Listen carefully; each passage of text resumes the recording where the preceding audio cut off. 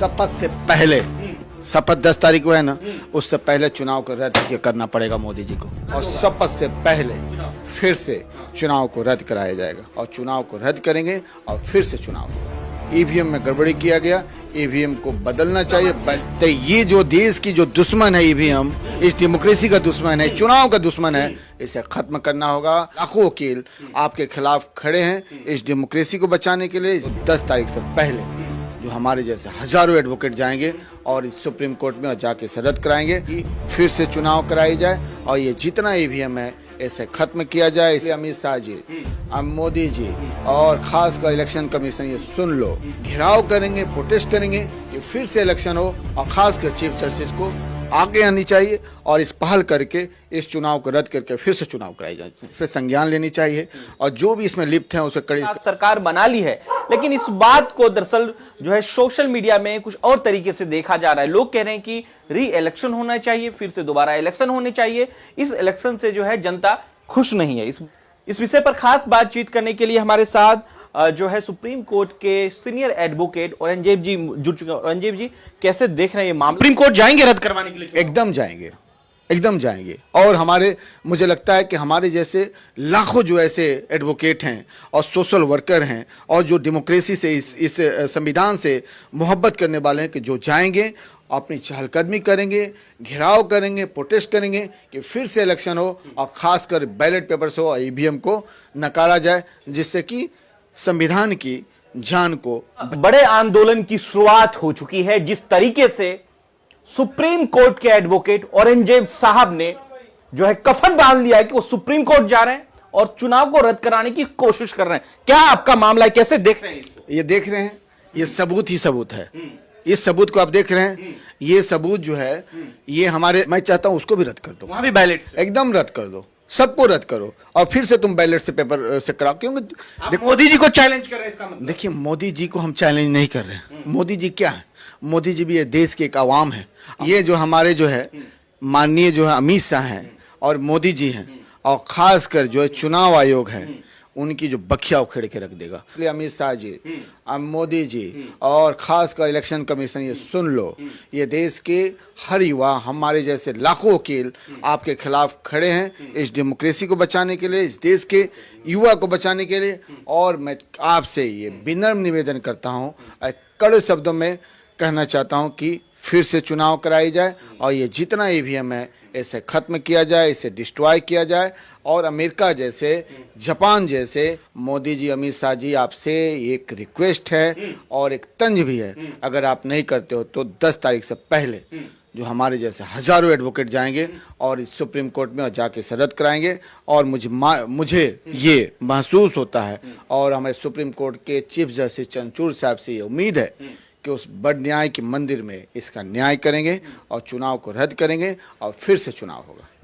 देखिए, क्या है कि अगर आप देखें तो इतने सारे कंप्लेन आने के बाद से अगर इलेक्शन कमीशन के पोर्टल पर आप जाते हैं तब 15,000 से ज़्यादा ही कंप्लेन है। लेकिन 15,000 से अगर ज़्यादा कंप्लेन है तो यानी कि कुछ तो कुछ सच्चाई है। आप देखो, वहाँ शिवपुरी का जो है, वहाँ पे कलेक्टर का, वहाँ कब्रिस्तान में जो ईवीएम पाया जाता है, लोग उस पर जो है बवाल करते हैं, सब कुछ करते हैं, रात भर हो हल्ला होता है, सब कुछ होता है, फिर भी कुछ नहीं होता है। इस तरह कई सारे कंप्लेन होते हैं, ईवीएम से लेके वोटिंग से लेके सब चीज़ का होता है। यानी कहीं ना कहीं तो गड़बड़ी है। अगर कहीं ना कहीं गड़बड़ी है तो इस पर कौन एक्शन लेगा, कौन कॉग्निजेंस लेगा? कॉग्निजेंस या तो इलेक्शन कमीशन लेगी। इलेक्शन कमीशन अगर नहीं ले रही है, वो मोदी का पिट्ठू है, अमित शाह के पिट्ठू है, तो कम से कम चीफ जस्टिस को तो इस पर लेना चाहिए। क्योंकि पूरी देश को, पूरी जनता को, हर किसी को उम्मीद किसी पे है तो एक चीफ सुप्रीम कोर्ट पे है। अगर सुप्रीम कोर्ट भी अगर इस पे कॉग्निजेंस नहीं लेगी तो फिर जनता कहाँ जाएगी, किससे बात करेगी? मैं तो कोर्ट में बैठा था, चैम्बर में बैठा था, कई लोग हमारे पास आए, उन्होंने कहा कि सर अब क्या होगा, अब इस देश का क्या होगा, इस डेमोक्रेसी का क्या होगा? हमने कहा क्या बात कर रहे हो, कल भी डेमोक्रेसी थी, आज भी है और कल भी रहेगी। उन्होंने कहा कि नहीं सर, आप देखो कि जिस चुनाव में, देखिए 5 स्टेट का इलेक्शन का चुनाव था, एक न्यूट्रल जनता होने के लिहाज से मैं बात कर रहा हूँ, मैं कई स्टेट में घूमा, मीडिया मैन से मिला, सबसे मिला, आम जनता से मिला, सर्वे किया। मैं देखा कि हर जगह जो है, राजस्थान में जो है कांग्रेस को लोग दिखा रहे थे कि टक्कर पे है कांग्रेस, वहाँ पे जो दिखा रहे थे कि मिड जो है कांग्रेस का 96 है और बीजेपी के 92 है। उसी तरह एमपी में दिखा रहे थे 130 से 140 सीटें कांग्रेस को मिल रही है। तेलंगाना में तो दिखाई रहे थे। छत्तीसगढ़ जो हम फुल बहुमत से हम जीत रहे थे, वहाँ पे फिर से हम आ रहे थे। मिजोरम की भी बातें प्लस होती जा रही थी। तो ये एक मैसेज फैल गया था। अब बीजेपी को ये लगने लगा कि भाई कांग्रेस इस तरह से अगर लड़ाई लड़ेगी और ये अगर चारों स्टेट का, खासकर राजस्थान का, मध्य प्रदेश का अगर दिख गया तो हम तो 24 में धराशायी हो जाएंगे। तो उस 24 की धराशायी से अपने आप को बचाने के लिए, उस प्रकोप से अपने आप को निकलने के लिए इन्होंने 3 से 4 दिन पहले, मुझे लगता है कोई ना कोई गेम हुआ, कोई ना कोई गेम खेला गया और उसमें जो है उसके बाद से कुछ मीडिया मैन अचानक जो है मध्य प्रदेश को 160 150 दिखाना स्टार्ट कर देते हैं, और राजस्थान में 116 दिखाना स्टार्ट कर देते हैं, उसके बाद छत्तीसगढ़ में दिखाना स्टार्ट करते हैं, और जो वो आंकड़ा देते हैं सटीक वही आंकड़ा आता है।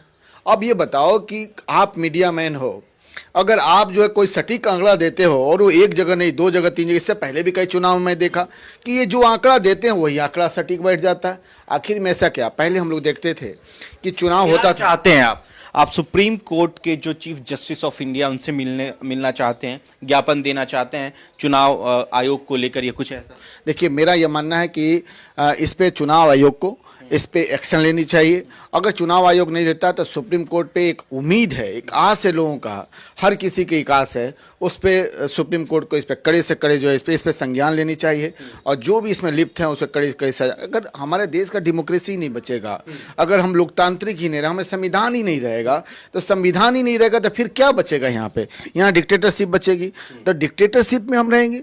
इस भारत देश में, जिस देश को आज़ाद करने के लिए बरसों तक हमारी लड़ाई लड़ी, जिस देश को आज़ाद करने के लिए हमारे कितने लोग कुर्बानियां दी, अपने जान गंवा दी अपने आप को, और उस देश के और एक वीर हमारे योद्धा रहे, इस महात्मा गांधी के देश को, पंडित जवाहरलाल नेहरू के देश को, अबुल कलाम आज़ाद की इस देश को हम क्या इसी तरह जाने देंगे?